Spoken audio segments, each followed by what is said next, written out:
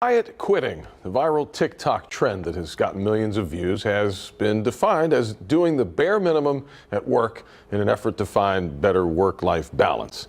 Its proponents say it's just doing what you're getting paid for.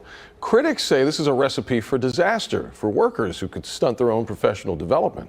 Joining us this morning, Jason Wachtel, staffing expert of local executive search firm J.W. Michaels and Company.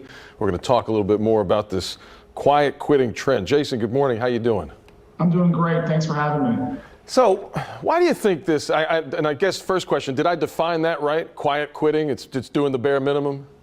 Absolutely perfect. Okay. So, why do you think that's resonating with people at this point? You know, I think what happened is when COVID hit in March 2020, everybody was just so lucky to have a job. And they would wake up early, they'd work late, they would show their boss they were logging on the line because they were just lucky to have a job. And through this time we've dealt with COVID, it shifted from an employer-driven market to an employee-driven market. And then when you throw the fact that we have a hybrid schedule, people are working from home more than they were previously. And so there's a lot more flexibility than they had previously, a lot less space time. And going back, with employees being in such demand, they feel like they have the upper hand on their employers. Interesting. What about the age with respect to quiet quitting? Is this younger generations? Does it discriminate at all in that sense? No, you know, I don't think so. I think what we've seen at J.W. Michaels is if your employees are not engaged, you're going to see quiet quitting for your college entrants, people who just graduated college, your people that have been there for 4 or 5 years, or even your managers that have been with you for 10 or 15 years. If you've been provided an environment where people are excited to come to work, that they think you listen to them during this crisis that we all gone through, then you're going to see people saying, okay, I have a job, the labor market is extremely tight, I'm going to do the bare minimum I can because it's clear that my employer hasn't really invested in me and listened to our consumers. You know, I've always heard when it comes to a workforce, there's, you know, the people at the top, they go above and beyond. There's the people at the bottom that maybe this is the quiet quitting, and then there's like this group in the middle. They do exactly what they've been asked to do, what they've been paid to do. I guess how would a boss or an employer or a manager know the difference between that bare minimum versus, I guess, what's adequate, what's fine? Where's that line? You know, it's a really good point. I think it depends upon the owner, the manager.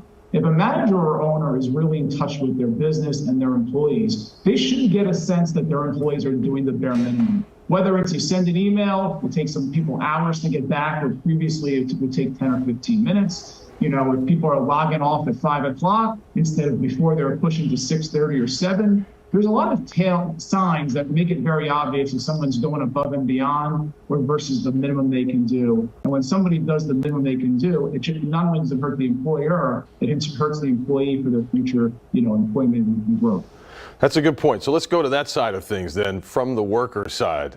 Maybe they're feeling unfulfilled or whatever the reason is. If they're feeling like they want to quiet quit, or maybe they already are, what advice do you give someone who's in that position? Well, it's tough because, you know, first off, it's always, we all really want a job to make sure we can pay our bills and support our families. But if you're at the point, whether you're a year or two in your career or you're 6 years or 16 years into it, doing the bare minimum doesn't help your career grow. So if you're in that position where you are quiet quitting, where you're really not motivated, you're not really growing, then that would be a sign that it's time for you to move on and find a new job.